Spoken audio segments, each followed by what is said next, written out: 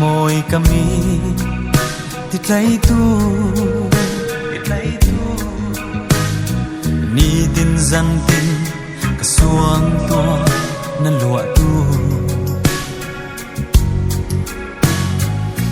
tin Christmas kaman